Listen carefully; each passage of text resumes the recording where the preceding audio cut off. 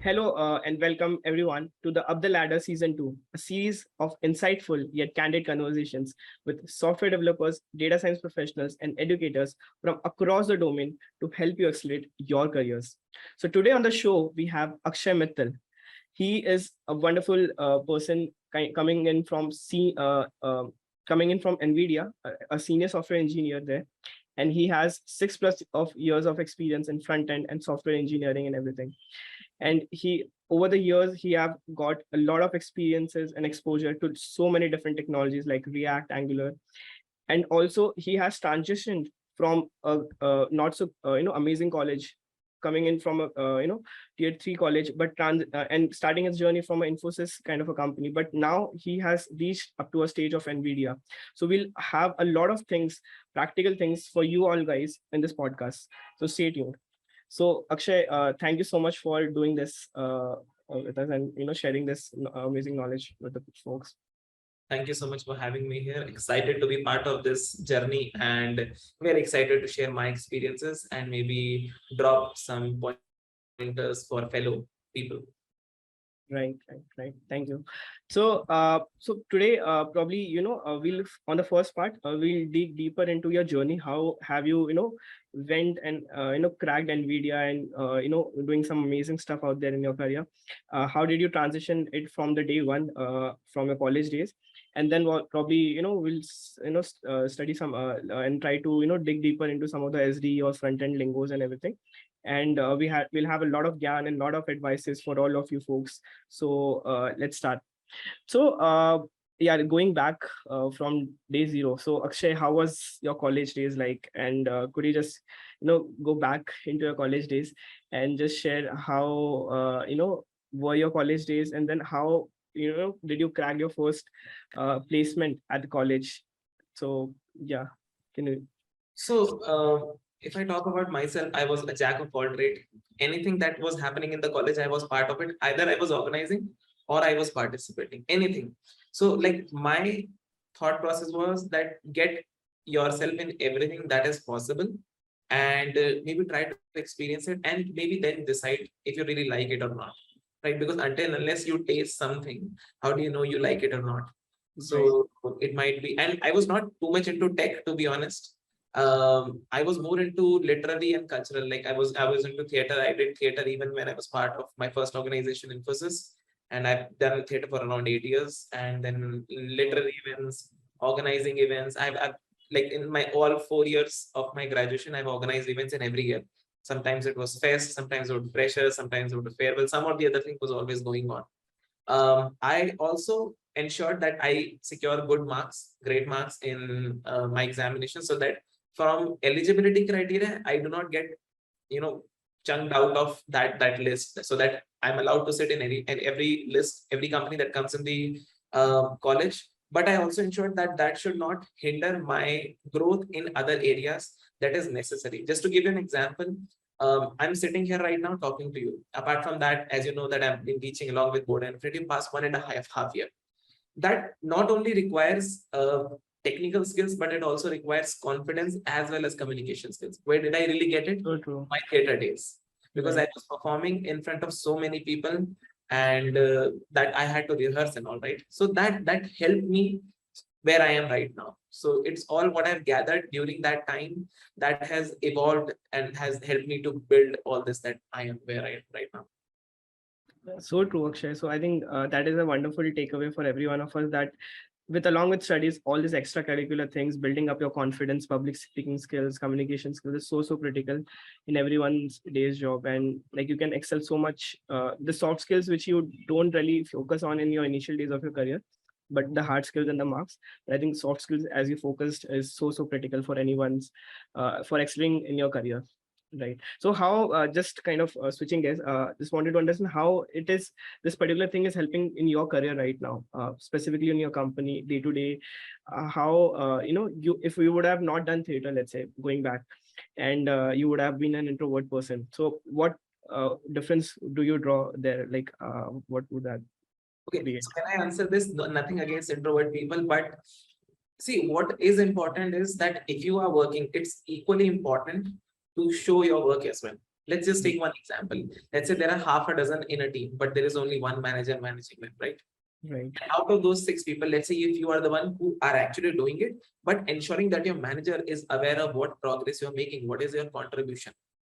Don't you think the impact of your work on your manager's mind, that what is you are doing, what is the value bringing to the organization, would be much higher to someone who's just doing their work and not making it or publicizing it?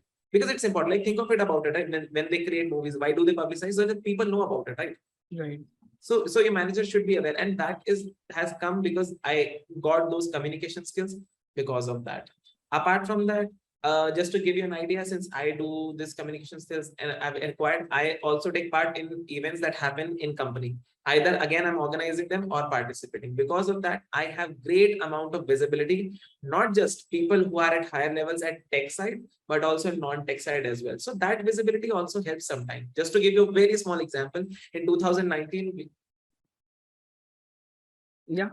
in 2019, there was this cricket World Cup, right? So Right. nobody wanted to or had the guts, I don't know how to put it, but to talk to the GM to get the, like we had in the break room, we had one projector to watch the match live. So Okay. I went and he just approved just because he knew me.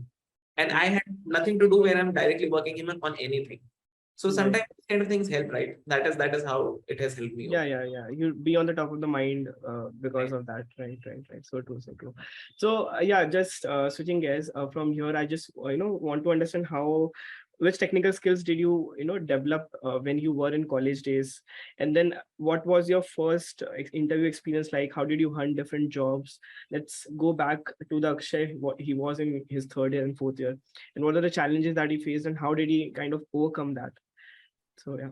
So a little bit, I'll go a little bit before my graduation. I Sure. would go to my school days. I have always planned how I want to proceed. I always wanted to become a computer science engineer. That's why I took the programming languages in my 11th and 12th as my fifth subject, which helped me in my this computer science journey in the 4 years of graduation. So my logics were always clear. I always ensured that my logics are clear. I can write a program. I might not be able to write it in an exam, but if you ask me, I can write a program, and that too very efficient. That I have always ensured. So that, I would say, always helped me. And another thing that I have always been good at is general awareness, right? So many times, because like when you are a fresher, if sometimes companies don't really ask tech questions, sometimes they are in a jolly mood and they might ask you some general questions, what is going on around and things like that. That also happens in those interview rooms. So having that kind of awareness also helps you. So that is few of the things that help me. And could you maybe, like, did I miss anything in the question?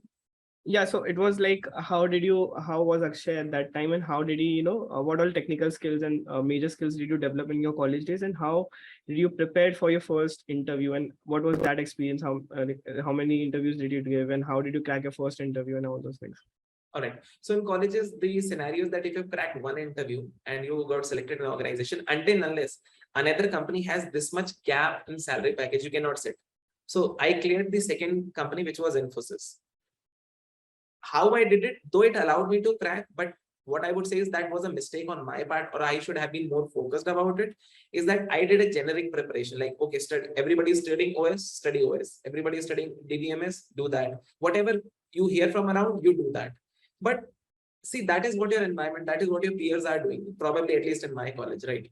And that is how you move forward. Though I was good at what I was doing, I got selected. But if I have to look back and review it, I would say it's not a good practice, which probably I told one of my cousins. He was very skeptical when I told him that if you want to do something, like he wanted to be in front end, and he decided in college itself. I asked him, go in that direction, only prepare that. They would respect you more because you have made a conscious decision that this is what your choice is, this is what you work on to, and you have actually learned about it. You have some projects that you can showcase, and that is what makes you better to your peers. And see, again, we are in a state of competition, right? There are limited number of positions and there is a barrage of candidates. So you have to stand out.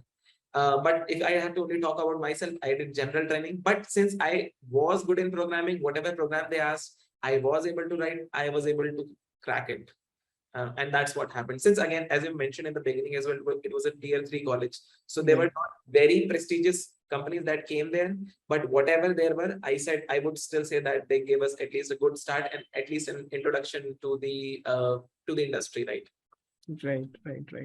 So I think that was a controversial point, and I want to kind of take that up because as generally people hear that you just have to focus on data structures and algorithms to crack a great job at a company and everything, right? But you said the opposite, like you can focus on front end and go deep into that, and people will respect more that. So can you just share more light on that, SD versus specializing in one particular domain? Okay, so like think of it this way, that not every formula works in every scenario.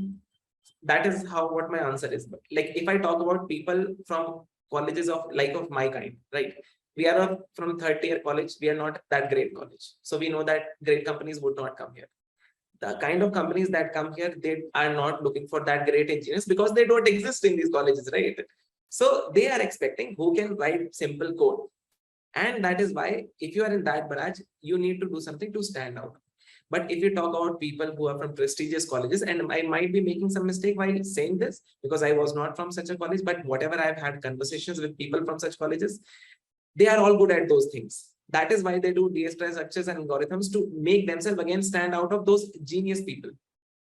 So depending on your crowd, you have to do your preparation. Like you cannot do one fixed formula that applies everywhere. So you have to, make a conscious decision, judge what your environment is, the kind of organizations that are coming for hiring, the kind of interviews, the kind of questions they ask, and accordingly you should prepare. So it's like different scenarios, different types of preparation. Got it. So let's say that if that person is kind of just looking in for campus placements, then it's fine. Okay, for my college, great companies won't come, so I have to kind of generalize or do whatever is required for my companies that are coming into my college. But let's suppose a person wants to get a great company, and we have heard stories that people from tier 3 universities also getting into big companies at the start because of data structures and algorithms. So what is can you share some light about off-campus placements and how do you crack a great placement in terms of off-campus placements, right? Okay, so I'll be very honest about this question. Whatever cases we have heard is one out of probably lakhs of students, right? So again, not a general case, right? And the kind of interviews we are doing are for the people who are the general case, right? Who are not those exceptional people. So I'll be very honest. If you apply in 1,000 companies, don't expect even one of them to respond, because see, that's the truth of the industry. Which Right. is so different from what other tech YouTubers are saying on YouTube. No, but that's the truth, right? See, right. what I'm saying is that don't keep your hopes high, but Right. it should not deter you from your path of That is applying. so true. Your job, your responsibility is to keep applying. Success is not in your hand. So focus on what is in your hand, right? Something that you do not have control on, there's no point in being sad about it. You have control over preparing. You have control over planning what to do, how to prepare, where to apply, how to frame your resume, who to approach, what kind of network to create on LinkedIn, what all jobs to apply, how to ask for referral. Whatever things in your hand, you can of course go ahead, use full power to do all of that. But again, your resume being selected by a recruiter and you getting an interview call is not in your hand.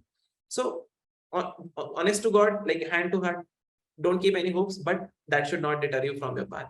But again, if you get selected, please do not waste that opportunity. Ensure that whatever domain you are trying to look for a job, let's say front end, you've prepared about it, but that's not the only thing. You should, of course, what you've mentioned, data structures and algorithms is important, because if you talk about that level of companies, they are looking for people who are problem solvers. The engineers are going to be problem solvers, and data structures and algorithms are a standard way of solving those problems. So if you are aware of all those, if you have some command over all those, they would actually consider you as a software engineer. For them, front end and back end is a secondary thing. For them, what is important is the candidate should know how to solve a problem. And that is why they focus on data structures and algorithms, but that's not the only thing. So that is how I would put it. Okay, so you have made us like it's a bit confusing for the folks who are listening to this. So can you just share for whom is data structures and algorithms track good? and for whom this specialization track is okay, or like what should be some of the criterias that, because everyone talks about like there are some folks who talks about SG track and you just need this and you don't need to do anything on specialization front, and there is one people who kind of say you just need to specialize in front end and that's it, and you don't need data structures, and some people are against that data structures interview process as well. So for a general audience listening to this podcast, what is your suggestion? How should they understand what should they do and what should not do? How should that filter be? If I have to simplify, first step, specialization, second step, data structures, algorithm. Once you're done with the specialization, then do data structures and algorithm. Because taking general case, people who are probably looking at this are people who are trying to get to that level, right? So considering that I was also that level, at that low level, we are trying to climb up the ladder. So please be clear on your specialization, what is there. And once you're done with it, and you reach that level where those kind of companies are ready to consider you for an interviews, prior to that, you start with data structures and algorithms. Because again, like if I would have applied directly to NVIDIA when I was in Infosys, I'm not saying they would not pick it, but the probability is very low. So that is how I, climbed up the ladder. First the specialization, then the data structures, and that is how I reached. And see, this specialization is for a bigger companies or for a mid-stage company, so that you crack that mid-stage company and then probably go ahead in some top company. I would say for a mid-stage company, because if we talk about from a mid-stage company, they do not really have rounds on data structures algorithm. I would say majority of them. They might have, even if they have, they do not get into that depth. Yeah. What they are looking for are people who have clear understanding of the concepts. Just to give you an example, the second organization that I became part of after Infosys, they asked me some questions that were going into the depth of the specialization, because that is what they wanted to work upon. They do not want like very extra special people. What they want is somebody who is clear on the concepts and are able to explain us the concepts in an interview. We are going to hire them. And from there, you rise above the ladder. Then, bigger companies recognize that you are part of at least a mid-sized organization. And that's when they start considering you.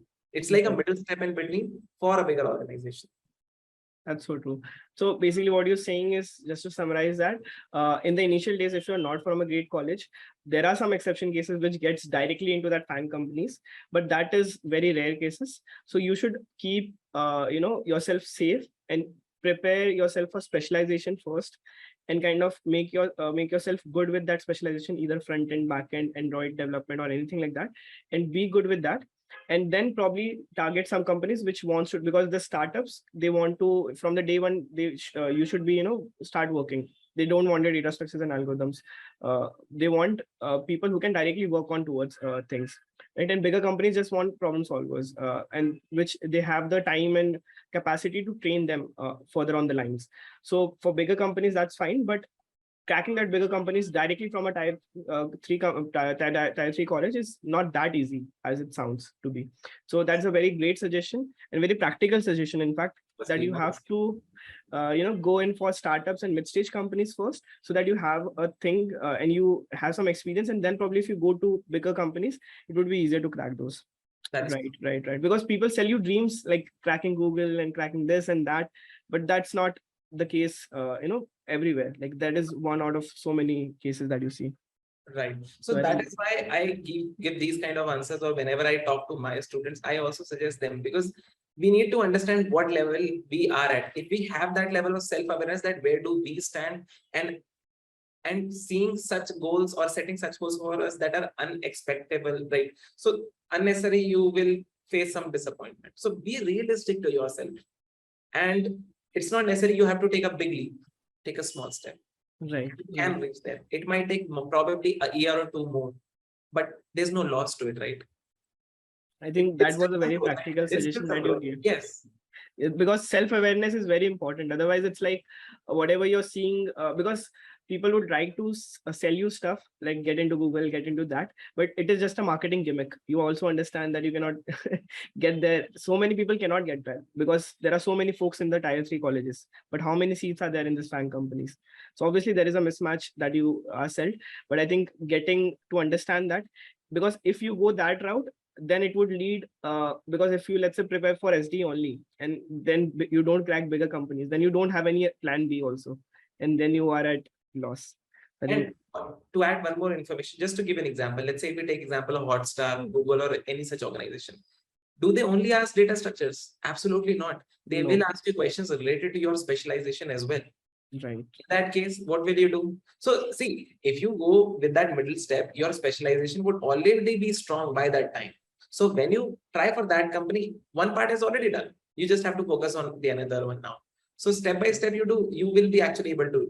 And just to give you a small example about self-awareness. Let's say in my college, I was sitting in an auditorium, and Right. somebody came and somebody asked, who all wants to become part of Google? Each and every student would raise their hand. And if the next question is, who all is really prepared that they can crack the interview, there would not be a single hand.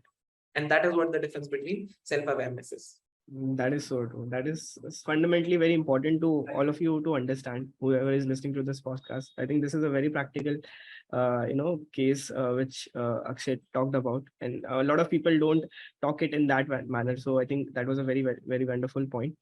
So okay, further along, it was great. So I just want to also understand, basically. So let's say how do you, okay, so you talked about specialization first of all, and you said you were jack of trades in the starting part of the section. So I want to understand, let's say the person is in BCA or doing BTech, or let's suppose some other stuff, and how do we understand which specialization should he take, because there are so many things over the internet. Data science coming into the picture, front end, back end, DevOps, Android development, Flutter development, so many things all floating around, cybersecurity. So how do a person kind of try to understand what is for me and what is not for me? As you've already mentioned, very practical answer before, and I have been also told by my peers, my family and friends, very practical person in real life as well. So that as well, I'll give you a very honest answer. I say passion is shit. Honestly, hear me out. Just hear me out, and then you'll agree to me. Okay. Let's say if I am very passionate about a language, let's call it ABC, a technical language ABC. But if there is no requirement in the market, in the end, it's all about what value I'm generating for myself. Then what is the worth of that language? So what I say is to all the students, try to find what is that is growing in the market. It's not necessary that you would find only one option. You would find multiple options. Maybe choose from them. That would allow you to be part of something which will take you uphill, because like up with the rocket, because you're already becoming part of something that is growing. And after you've done your due research, you would have some items to choose from which you like. Now, for me, I chose front end because I like the visually appealing outputs that I get in front end. That was the only reason, which has nothing to do with technical, right?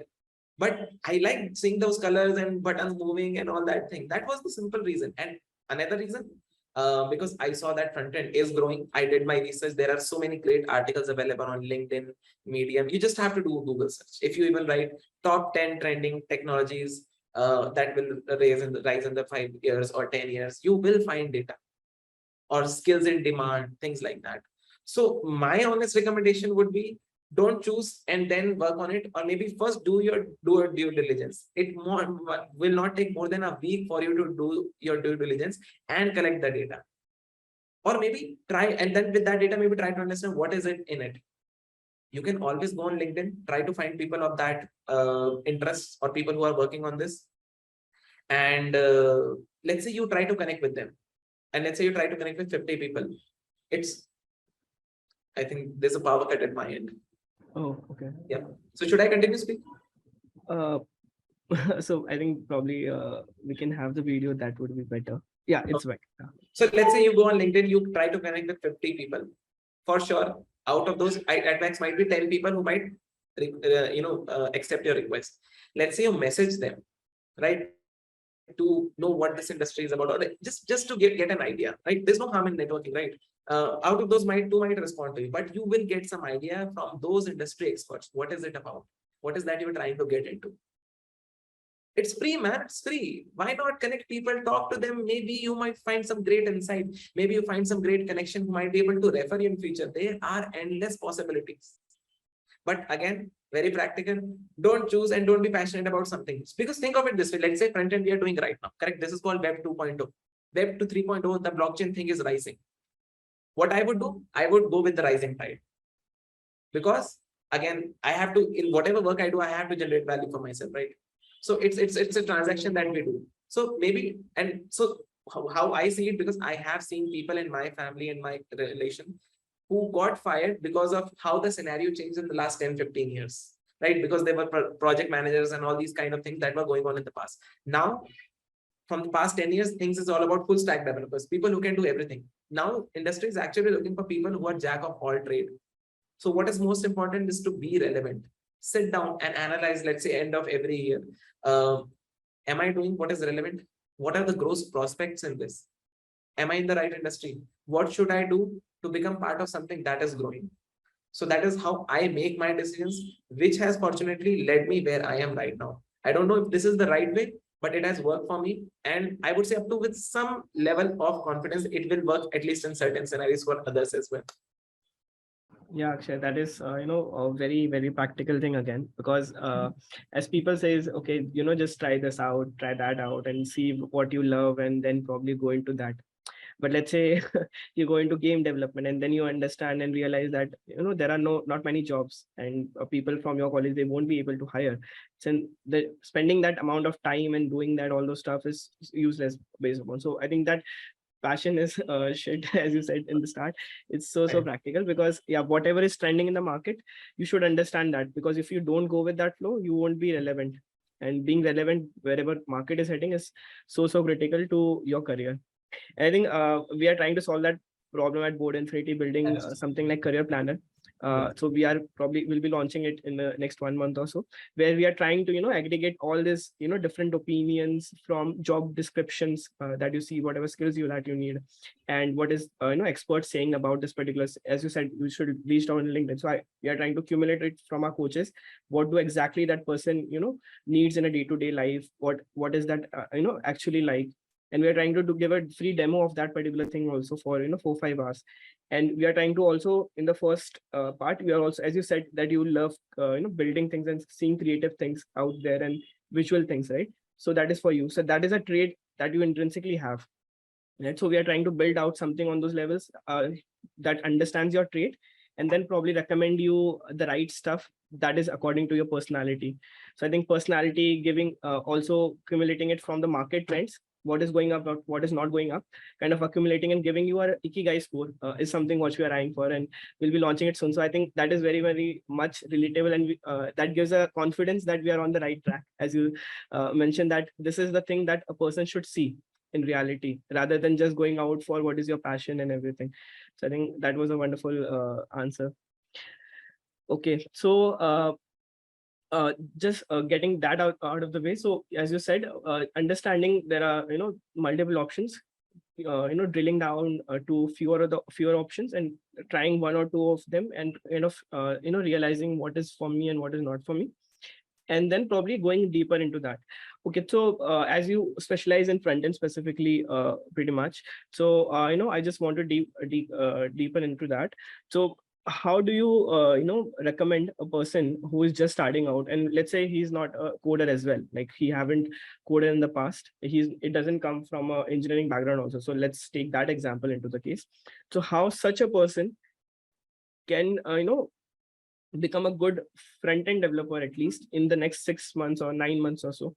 So what is your roadmap for such a person? I would say join an organization like Board Infinity and your life is set. See, because like I have worked with Board Infinity to identify that flow and how this should do.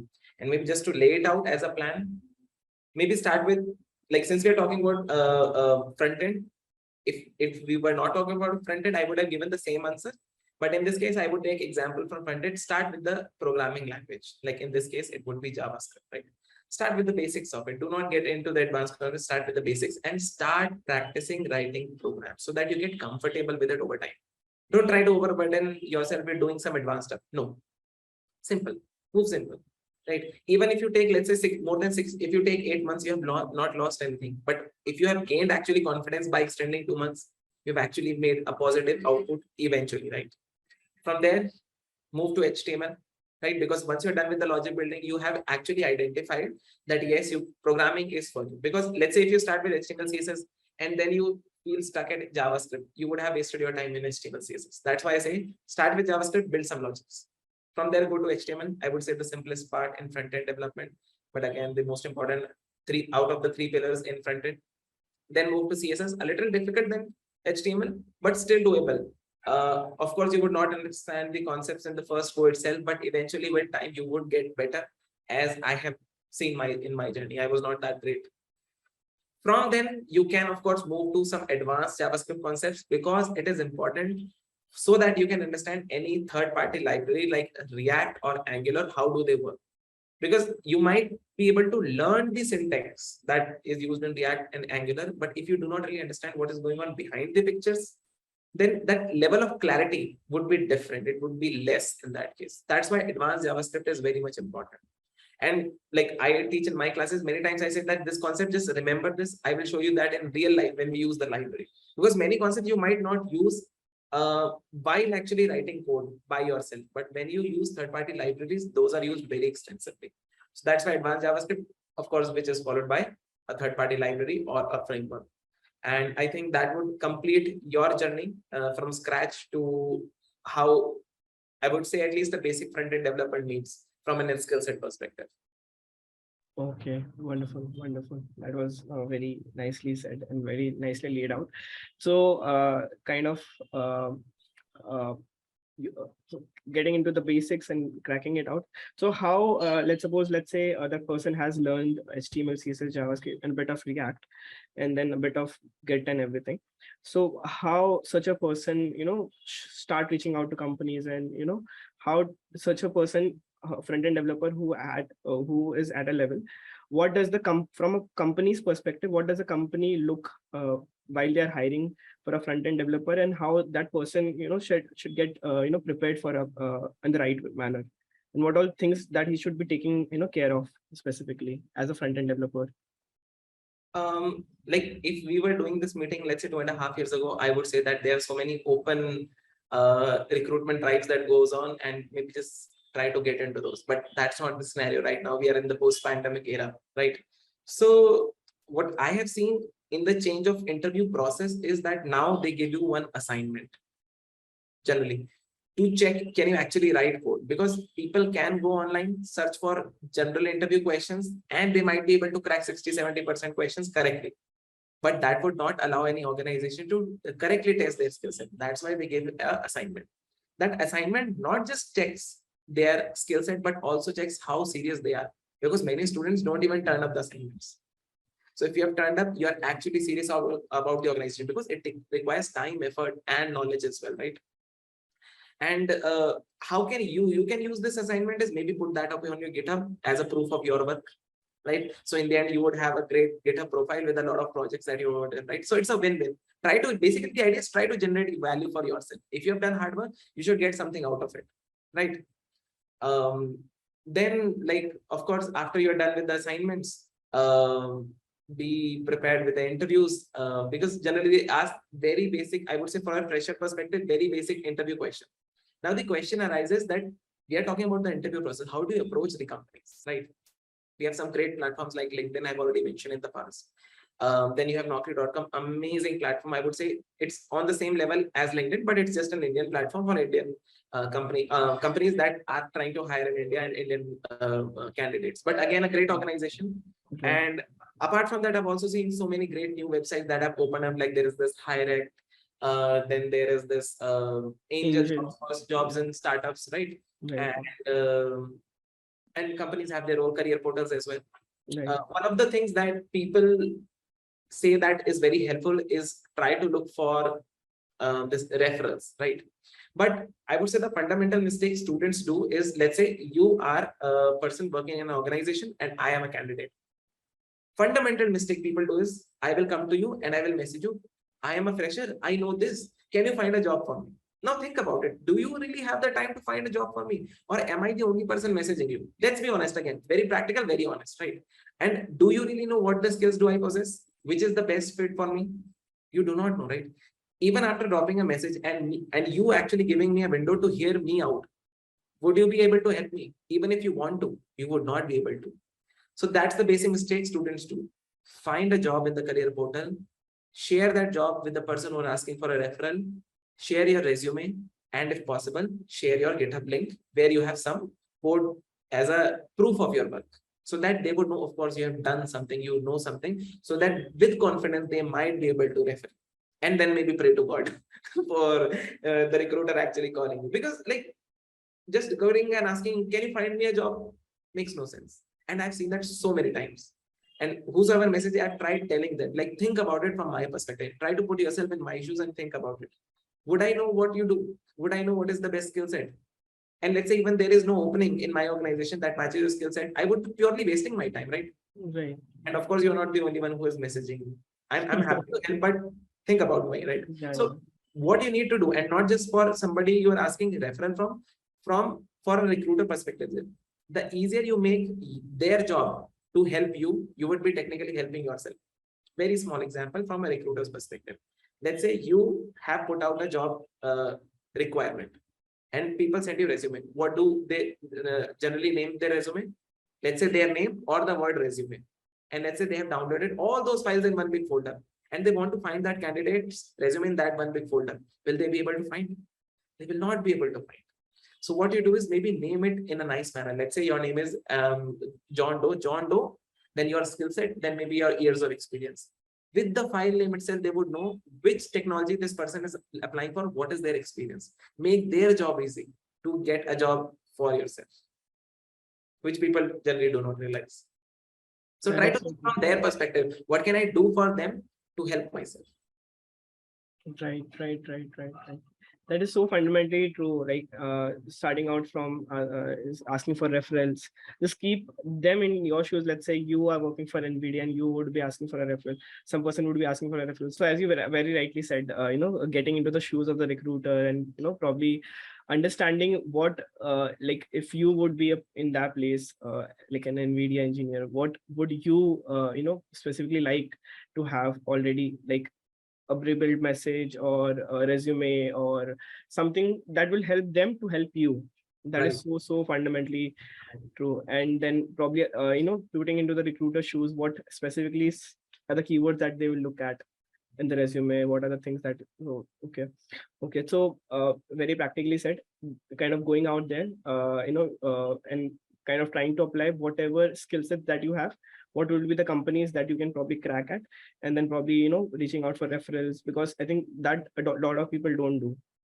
A lot of people just try to just apply on LinkedIn, and easy apply, and then just click on a button, and then they see, okay, recruiter will already call me. But that is now it is. If you want to get a job, you have to work hard for it. Right. So yeah. Okay. Wonderful. So I think you also mentioned, on the project part, when we, nowadays that, a lot of companies kind of ask for assignments, right? And they don't just, want to know about your theoretical skills, but practically, can you code and build something out of something?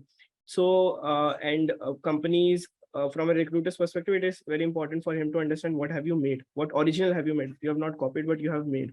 So what are your some of the tips that you suggest, how what kind of projects should one make, and what kind of inspiration? So what is a ideal project that is good on recruiter's eye, from a technical recruiter's point of view?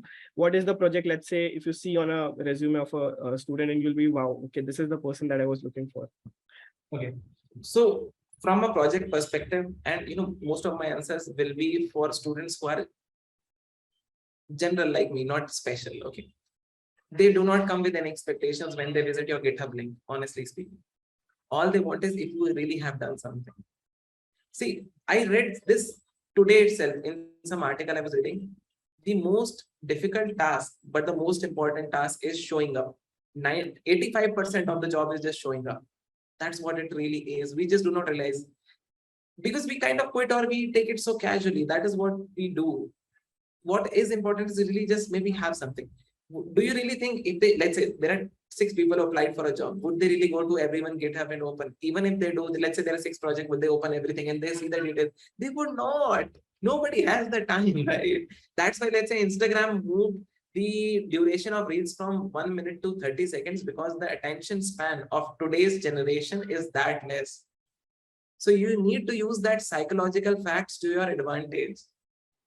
Whatever small thing you make, it does not matter. Just put it up. It would show something. And if you talk from a preparation perspective, like how do you do? So I would use one of the examples that I said in one of the talks I gave in one of the colleges, that whatever small problems that you see around, try to automate it. Nobody's asking you to solve it completely, but you would have done some work, right? Very small example. I went to that college. I said that you have a mess where they do not have a fixed bill as such. Whatever the student buys, the person notes it down. Just automate it. The person puts it your room number and he gets a selection that this is the person here, and he can fill that up maybe with a product code or anything. And in the end, eventually the bill is generated. There's nothing special you're doing. But even with that small project, you would got some experience on working on it, some practice, and a proof that you can actually code. How difficult is that? Maybe think about your library in college. Generally they are not that automated. Let's say you are creating a software. Just assume a scenario. There's a book code. The librarian enters, put in the roll number of the students, and it gets assigned, right? And let's say you create some notification kind of thing that it will automatically send you a notification once the due date is coming. Whatever you could think of, you think that this feature I want to add, and you do not know how to create notifications in Chrome. Search online how to create notifications in Chrome, and then you will actually know how to do it. Maybe try to copy paste.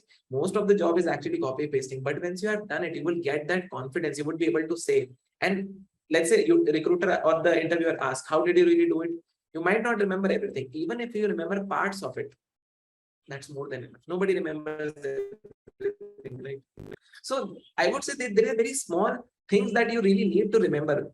We just forget these basics. Right. That's all.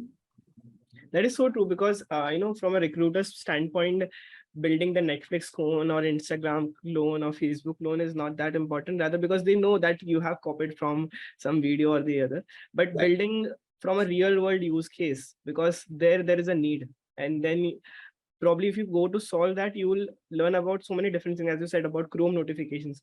This might then it might not be in a Instagram clone or Facebook clone, but maybe if you're solving that problem for the real world, you might want to need that, and you want to implement that. Probably you would be implementing some specific things which is solving that actual real world problem, which makes you very different from a other resume which Right. generally people have. So I think that is a wonderful point. Solve in real world Right. rather And than just building.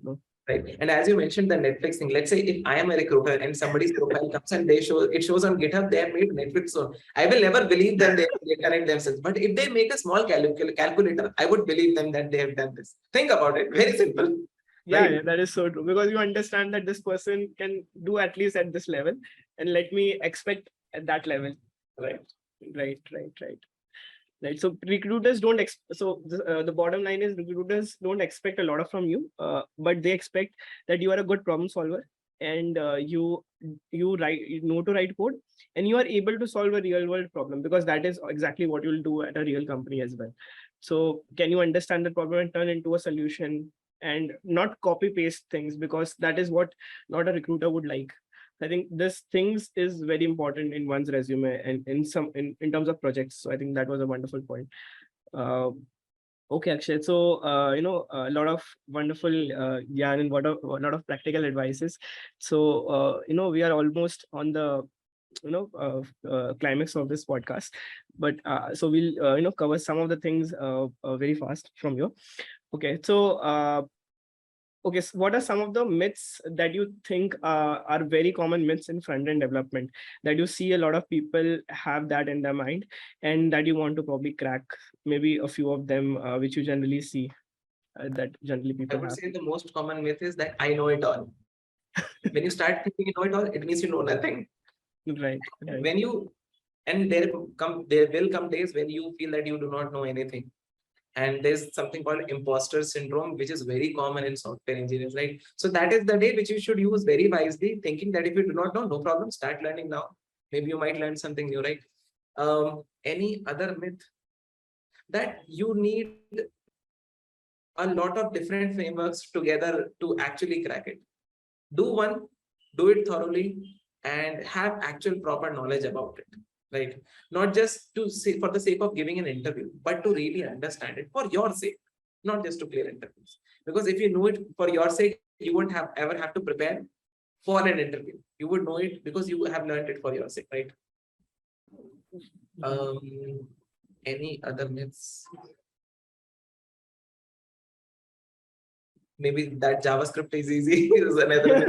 It's not because see, any technology, if you start getting into the depth of it, then you start realizing a lot of stuff which you might have thought very casually, oh, this is the reason behind it. So it's not that easy. It is actually very tough. That is so true. That is a very fundamental thing to understand, and that you understand by experience that JavaScript is not easy.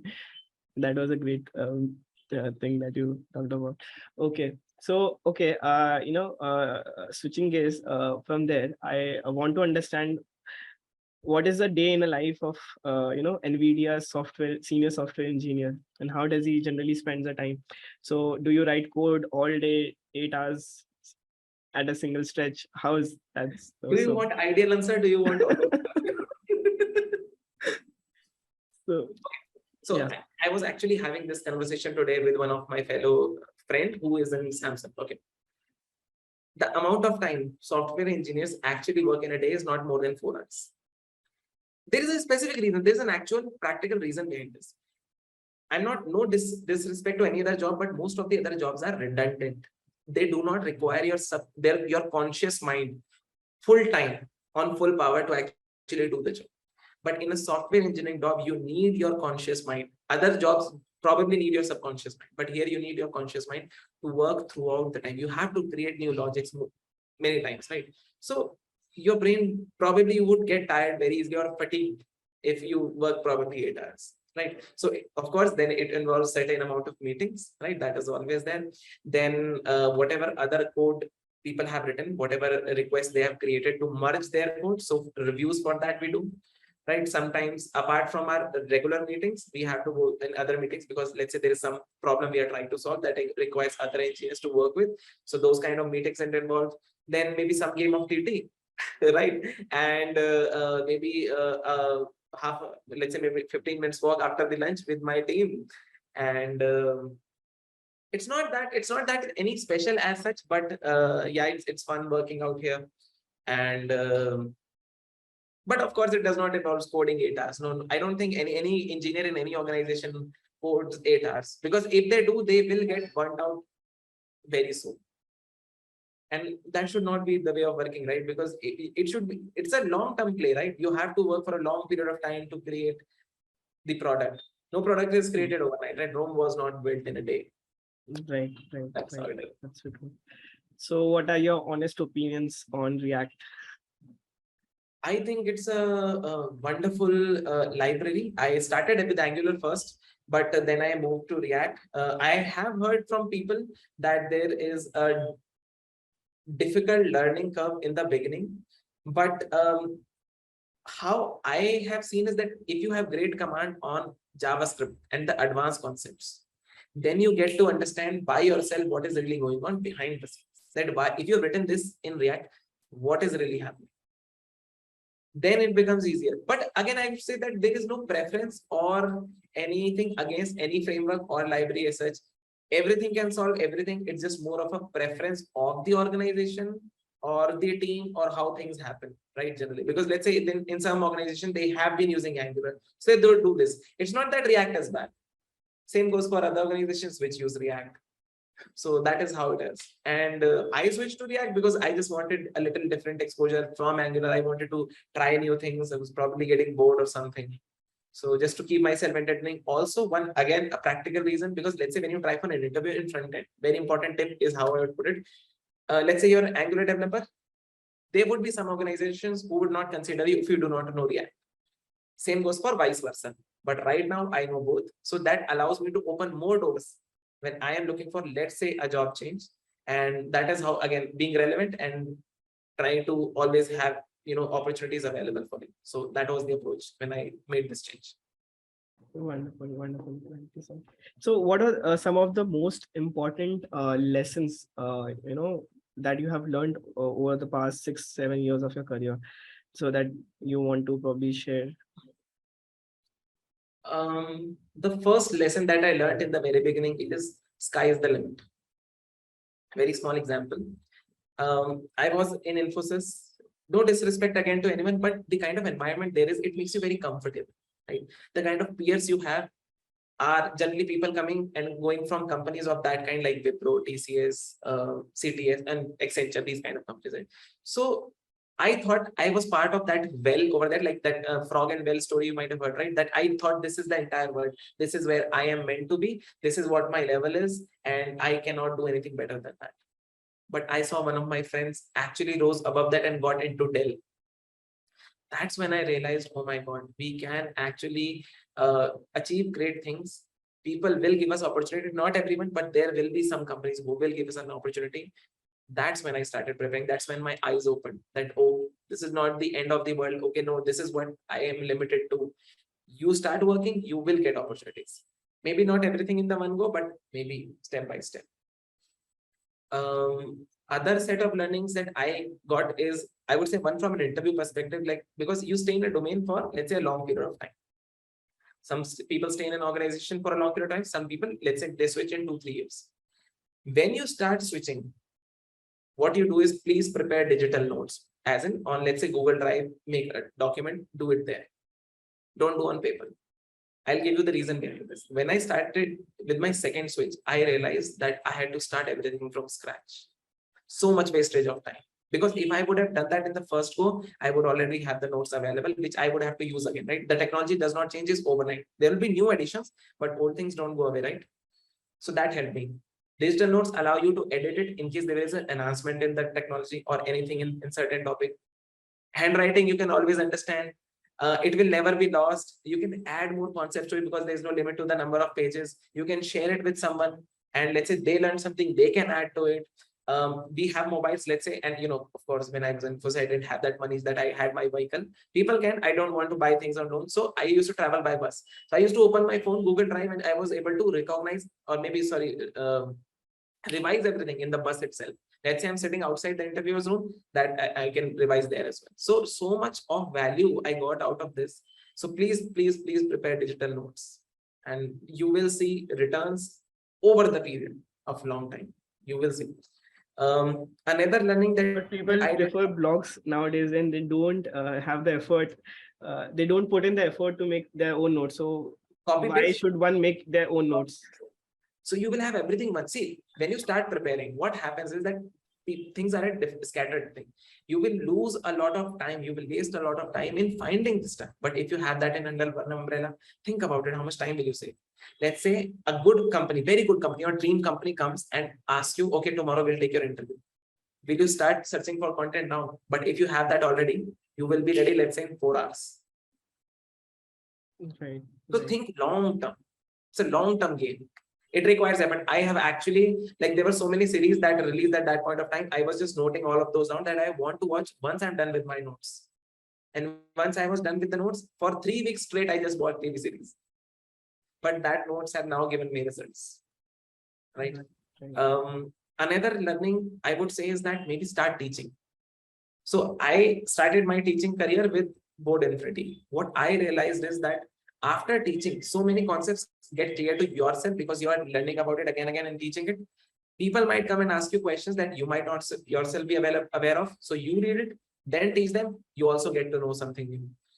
You get to revise those concepts like this on everyday basis, thereby allowing you always on everything on your tips. Just to give you a small example, I was just teaching for Board Infinity when I started applying for NVIDIA. I did not study even a single minute for NVIDIA's interview. I was able to clear it just because I was teaching, and everything was on tips. So I have seen results because of teaching, right? And think about it, if you can teach people, you actually know it. Proof that you really know it. So you will get confidence, right? Right. So Teaching is the best way to learn things. Right. Yeah. That is so fundamentally true. So okay, so we didn't cover that part. How did you crack NVIDIA in the first place, and what was your preparation like? And uh, can you share some light about that part as well? I think like the previous answer really covered all the digital notes, teaching everything on videos. And I think that helped me. Probably there was nothing more to it, but I have been telling this in my lectures to my students multiple times, digital notes. And I don't really feel that people really doing this, but it has tremendous value. It has tremendous value. If you really do it once, and it is tiresome, it is tiring to write those notes. But if you do it once, you will realize the fundamental. Like after giving certain interviews, I realized these are the topics that are important. I star mark them. Now, if I have an interview, let's say next 2 3 years, I will just read and go through those. I am always prepared for an interview just because I have created those. And sometimes you have to like in this private industry, you know that there's no job security, right? You might be laid off at any point of time. Right, So you start studying from scratch at that point of time. No, sometimes you have responsibilities, you have bills to pay, you have EMIs to give, right? right. Think long term. So true. Think long term. That was a wonderful takeaway from this particular thing. Okay, so how do you see the future of front end? 5 year, 10 years down the line, or let's say some few years down the line, what do you think? Something latest, greatest coming up, and what are the major trends that as you talked about, the industry is ever changing, and you should grab that opportunity and change accordingly. So, what some of the trends that you see in the following years to come? Um, See, of course, I'm not no one to predict those changes, but as a see, front end has grown so much, and I say it's still growing. So the front end scene started with Angular, right? It had always had certain challenges, certain problems with it. Then came React, it overtook it. React will also have certain challenges. Then there'll be new thing that will take it up. So this industry keeps evolving. Just be aware of what the changes, and I think that will always help you, right? Apart from that, I kind of missed your question. What was the question? Yeah, so I was asking, what is the latest and greatest thing that is coming in the front end? What trends do you see in the future? Something on those lines. Okay, so like some of the frameworks that are picking up, I've seen is like Svelte is picking up. So that is one of the framework that you can look into. Tailwind CSS is picking up. That is one thing that you can look into. Also, every year they release new changes in JavaScript. If you want to be in front end, be aware of the changes. So if you search those things, Google in your phone will always show these kind of articles as suggestions and all, right? In your Discover that, so that will help you to maybe go through those changes. And I would say eventually front end, I would say for next 10 years would not go anywhere, but Web3 will catch up and eventually that would take over. We will move to a world of ML and artificial intelligence and these kind of things where artificial reality and things work. We've already started, but it is at a very small scale right now. So, So what would change in front end then? Let's say Web3 comes in tomorrow. So, would ML write codes, which we see in some of the cases that ML writes some React code as well, snippets of codes. So, and there is a lot of things coming on GitHub as well, where they write, predict the code on the front side. So, how do you see those trends, and what do I you would say think? 2D will change it to 3D because right now you see on the screen it's 2D, right? When you wear that VR goggles and all, you can actually see buildings and all, which is 3D. So I would say that is one of the changes that is going to come. But still, I think it's a long way to go that these changes will actually come. And there is still time for you to learn and catch that wave because the wave has not started yet. But again, whatever we have as of now, these like React and Angular, if you still start with this right now, you are still on a good path. So the change will come, but there are small incremental changes which will not disrupt anything as such in a short period of time. Right. So true. Okay.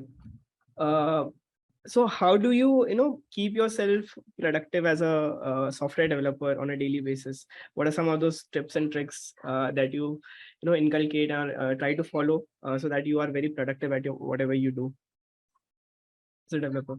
Um, See, I actually work very fast. Like I generally finish my work in a very less period of time, and as a software engineer, I just do what I do on general basis to keep myself productive, like maybe reading certain articles to let myself be upgraded. Like if I know the new things, I would be able to use it. I would be able to write some code that is giving better performance, thereby increasing productivity.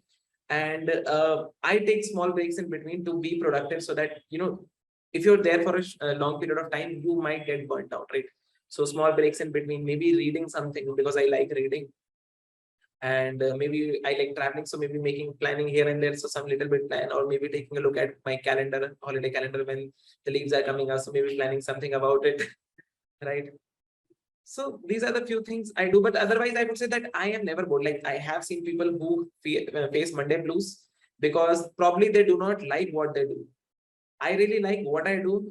I am never sad that, oh, Monday is coming. I'm happy. Oh, yes, I will have something to do. So that is how I have been, because if you let it get to your head, then you would start fearing it or maybe not liking it. So you have to perceive it that way. And it would become very difficult. You won't have to do anything manually to push Right. yourself to do it. It would come naturally to you. That is so true. Like you would, so it's like, so you said, passion is, what is it? Shit. Passion is shit, right? But now you're saying it's like an arranged marriage. It's not like a love marriage. Like you do it, and then probably you automatically will find love in it, and you'll try to, love the pieces of it, and then there won't be Monday blues. But Right. it should not be like a like that, but it should be like an arranged marriage. Okay, I understand all about this particular domain, and then probably I go into it, and then I develop some love out of naturally towards it. So I think okay, great. And approaching it with my mind instead of my heart. Yeah, being very practical in terms of Very what. conscious. Yeah, very conscious. So true. Okay, so what is the role of a mentor in one's career? So let's say a person who is starting out and want to be a software developer tomorrow, and he's looking to crack a job. So what is the role of a mentor in that particular person's career, and what boost that person would get if he's a mentor, and what specific traits that he should look in for that mentor, and what help does he really get? So can you just elaborate about that piece from your practical life? So in this question, are we trying to ask what are the advantage of someone having a mentor or someone becoming a mentor? No, so I want to kind of understand, let's say a person who doesn't have a mentor right now, and he wants to crack in 6 months time or 1 year's time, he wants to crack a job. So what does the mentor really bring? And but with mentor, you understand, okay, he'll guide you and everything, but what are some specific traits that you look out for, in that mentor? And what specific things can that mentor help you with that can drastically improve your chances to get through? So how do you take help of that mentor so as to get the most out of it, basically? Okay. Some of the things that someone should look into a mentor is that, like, what is their background, right? That what have they really done over the past some period of time that they have reached there, right? Right. Somebody should be in a stage to actually teach you something, right? To give you something that they should be eligible to call a mentor, right? And what is their journey over there? And but that is not limited, because there might be so many people who are successful, but not everybody is a good mentor. Like people might be good at a technology, but they might not be good teachers, something like that. So maybe someone who's outspoken, let's say there are people who are not really teaching someone, but they're posting stuff online related to technology. So that would be someone who's a good mentor, who actually wants to give back to a community, who actually has that communication skill or the zeal to actually teach. So that is probably how you should teach your, you should think of someone as a mere mentor. And the value that mentor brings is, of course, first of all, saving of time, saving of energy. How? If you did not have mentor, you would look in different directions and you would not really have a clue what to do. And you would spend your energy at so many different things. But if you have a mentor, they would tell you, they would guide you what to do, and you would know where to put your energy in. So instead of wasting it, you would be using it in such a way that you would get the best value out of it. You would know what really to do, that what is important, what is not, what to skip, what you should not focus on, what should really focus on. And instead of 6 months, you might be ready in 3 months. Because this is the biggest challenge in any industry as such. People do not know what to do. That is the biggest challenge, right? Or like, even at my stage, I know what to do because I've done it. But if I ask what to do in future, I myself don't know. So I think that any stage you go, you would need some or the other mentor. So it can be a colleague, it can be maybe, let's say, any of your friend, any cousin, or any in family who knows about this, or anyone who even is a stranger. You can find people on LinkedIn, right? But Right. I'd say mentor actually is very important. It helps you solve the problem, because I would say in my first job, I had one mentor who does not really, might not remember me, but he had that much knowledge that I looked up to him. And that kind of, he might not have told me so much things, but he kind of provided me that zeal to actually learn and improve myself. I saw that he is that great, and he also was not from a great college. So after seeing him, I got the confidence that I can actually do good. So not directly, but maybe indirectly, mentors are important, and they would make considerable change in your life. And what you may achieve in a longer period of time, you would reach there in a very short period of time. Right. That's so true. And finding that right mentor who is just above you, who you can look up to, as you said, like that was your boss in the first company. So important, because otherwise you look up to a lot of people like great developers who is 10 years 15 years ahead, but when you want to learn stuff, practically learn stuff, you have to see someone who is 1 2 3 years Very because important. that they would give you more practical advices rather than the person who is just 10 years 15 years ahead of you. They would know how the environment is right now, right? Yeah. People 15 years of experience, when they were freshers, scenario was different. Right. So you might not be able to relate it. Right. Right. That's so true. Okay, so kind of winding up, and kind of we have reached to the conclusion. So any final pieces of advices that you want to give out to the folks who are listening to this and who wants to transition their journey towards front end development in the right possible manner. So what are the three or few of the pieces of advices that you want to give to the community? It's not easy, it is difficult, but don't give up. Take a break. It's fine. You're not in a race. There's no hurry. But come back. Do come back. Do not forget to come back. Wonderful. So that is probably my first piece of advice. Second piece of advice, like since you've already started, let's say you come back, you've actually joined. Do not stop your learning. Learning should not stop. Just to give you a very small example, I follow certain developers on Instagram because I use Instagram very extensively. I don't post, I just consume the content that are posting stuff about this domain. So even when I'm looking at a post, I am learning parallelly without even trying for it. Right? So plan things accordingly so that you can, without even trying, you get something out of it, right? Where you hang out time, you have the places to learn. So let's say you spend time on Twitter, Instagram, you follow some of the good pages according to your domain. So that is how you learn. Oh, wonderful. And the third would be LinkedIn is a great source. Please make your network. Just to give you a small example, try to connect with recruiters. Not everybody would accept, that's fine. Somebody would. Sometimes they would post things on LinkedIn where you might find some job opening or something.